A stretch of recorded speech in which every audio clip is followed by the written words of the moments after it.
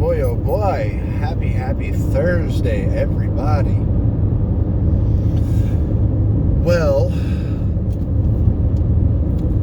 today's topics kind of came from my lunch break. I do enjoy Russell Brand and watching his videos on YouTube about what's going on and his quote-unquote inside track, maybe. Just the way that he looks at things and views things, and, you know, his whole FU attitude to what he could have been and how he once was, in that world of celeb and famedom and money and drugs and all of that, and he's kind of come to accept a more simple life, I guess. And he's touring and doing things in the UK. And man, I wish I could get out there. That's just, across the pond. But I couldn't help myself, and I had to respond, leaving a comment on a video of his. I've talked before about this very thing back in, I guess, about 2014, 2015, 2016. 2014, 2015. Yeah, because it was before 2016 for sure. Because I didn't have time that year in 2016. Very busy year for me. I would spend time on the conspiracy subreddit for shits and giggles. I was never really a big conspiracy theorist. I still don't really consider myself a conspiracy theorist in the Mel Gibson conspiracy sort of way, and the Charlie from It's Always Sunny sort of way, where he's got, the little pins and the red thing, the red string and all of that. Like, I don't really do any arbitrary connecting of the dots. I do see correlations and patterns, and there are dots to be connected, but that is a logical fallacy. But the funny thing about logical fallacies is that there's just so many of them. Like, if you go down the list of logical fallacies, you'll find contradicting logical fallacies. It's like this other subreddit, female dating strategy. They have this like set of tenets to uphold, like their standards and all of this, and in fact they're very contradictory after a while. So it's really funny to see that. But getting to the point, I would spend time on this subreddit and just have fun with it. I mean, I think 9/11 was one of those where, like, Loose Change was coming out on Netflix around that time, maybe before, maybe I hadn't quite seen it. You hear the stuff and you see the stuff, but you don't really get into it until you find something like the conspiracy subreddit. And I'm not sure when Reddit sold out to China. I know it was more recently. I think this was before then. And I know that, like, Spez was the inheritor or the next in line or whatever. And even he wasn't great. It was like the original creator of Reddit, who I think, did he mysteriously pass away? Anyway, Reddit was a great place in the beginning, and it was the best of times, it was the worst of times. It was the early days. Well, there was this person, poster, anonymous user, etc. They would make these posts to the conspiracy subreddit, and they were a self-proclaimed, like, defector from the elite. And elite, I think, is the term that I like to use, because there is no Illuminati. There is no, whatever. Like, it's just the elites. That's the class. That's kind of like, even that's the term used by a lot of people. I mean, when you're an elite, you're just rich or powerful or wealthy or a combination of different things. And so that's kind of the term. And he was being, and I say he, it could have been a she,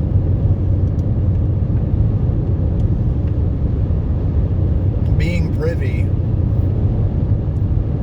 to all of this. He was like in his teens, she was in his teens, and like being groomed by their parents, their elite parents, for, you know, kind of taking over where things were left off in their sort of plan, whatever business that they were doing. And so that obviously involved going to lots of get-togethers and cocktail parties and events and all of those things. And you know, this person became privy to the agenda, the overall agenda. And to summarize what it was basically, you know, and I get that this whole mark of the beast thing is scary, especially in biblical terms. I mean, when you polarize things in such a manner, it is very scary. Especially when you get all fire and brimstone with it, and Satan and blah blah blah. I do want to take all of that with a grain of salt and try to approach this from a realistic perspective, but even this person was trying to say, like, it's not that. These people just have wealth and power, and they want more wealth and power, and they exert, like, they get more wealth and power through control, and they know that the more that they can control the people and the population of the globe, the more control and wealth and power that they'll have. And as the free hand of the market moves, as is designed, as is nature, more and more accumulates to the top. More wealth naturally accumulates at the top because of human nature, because of greed. This isn't like a new concept. This is just human nature. We just live in a broken system. Essentially, the overall encompassing step-by-step idea was to do away with all of religion. Science will be the new religion. Do away with individual governments. There will be one world government, and it will be mainly corporations that hold most of the influence and the power. In fact, I do want to talk about libertarian mercantilism, which I think is going to be sort of the next phase that we move into, that we see in the world, as far as capitalism and globalism is concerned, and free trade. So there will be no more religion. Science will be the religion. There will be one world government, and it will be in lockstep with the corporations. They'll be in lockstep with each other. It'll be 4 quadrants. Basically, the northwest quadrant, the Americas, you know, Europe and Russia and China, and then like Africa, Australia, and then, you know, South America and all of that. Like, there's like, you know, there's just going to be quadrants.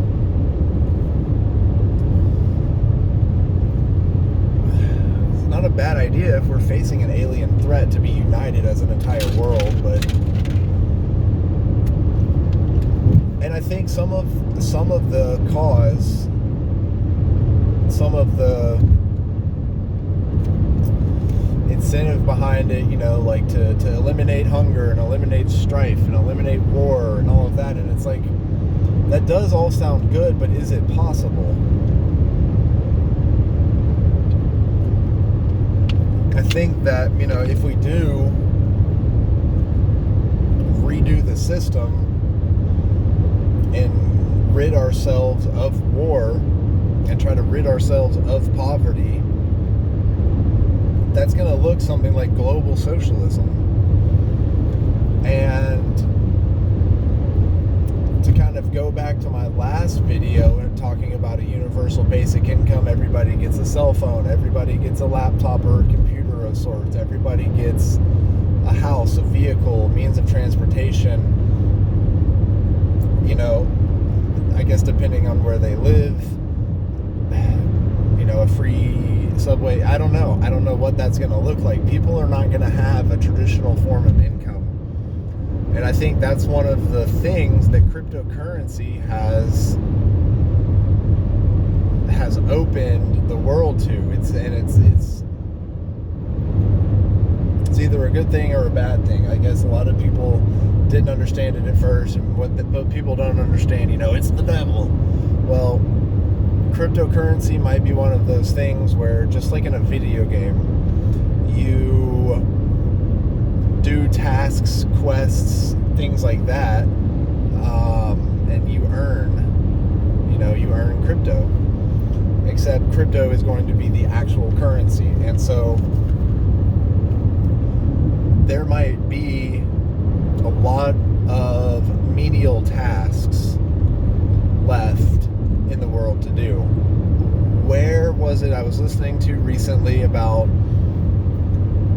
it was like another country or somewhere that they had the underground tube, the subway system, and they had clerks, ticket clerks, and things like that, and people who provided intrinsic value that can't really be measured monetarily.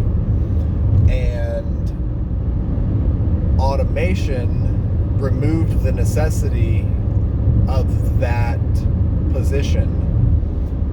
But a spreadsheet and a Six Sigma calculation cannot measure intrinsic value. And so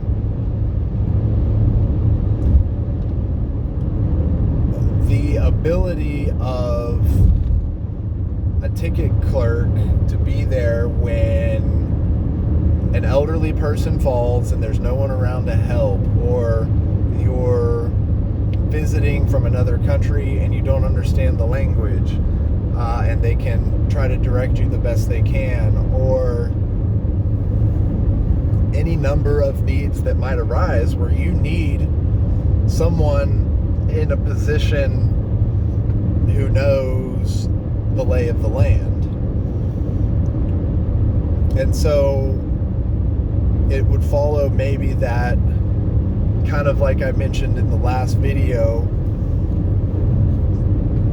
you would be given these tasks that you would earn points, cryptocurrency of some sort, whatever monetary form is the current means of exchange.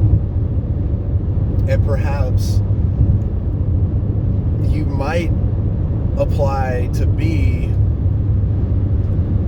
one of those positions. And we do almost have that now. There are many what are considered useless jobs.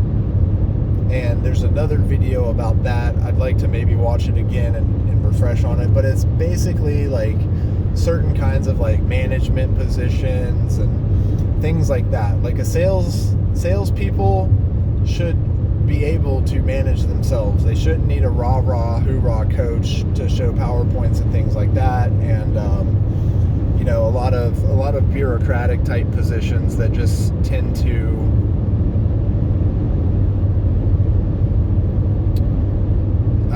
exist without any use. And I just realized I forgot to delete videos before I started recording this one, so I'm gonna have to pause this and make this a two-part video. So let me make my point real quick about what the future of currency could look like. So like I was mentioning, these old folks, when they're retired, they might want to go to the park and clean it up, and then they get a currency. Well, what if your passion is like being a librarian, or being one of these people for one of these jobs that on a spreadsheet, as far as assets and liabilities are concerned, the balance sheet might be considered a useless position and might be able to save the company X amount of dollars by eliminating it, but has an intrinsic value that can't be measured. And so you're from an area and you want to work in that position because of whatever reason, and the area and the sites, and you like to help people and help people on and off the subway, and help people who are traveling to your city feel welcome, and you get lots of like points for that, lots of cryptocurrency sort of deal. And that really is the social credit system. Good, bad, you decide. I'm gonna cut this one off, and then we're gonna come back, and I'm gonna pick up where I left off about this elite defector. So we'll see you in part 2.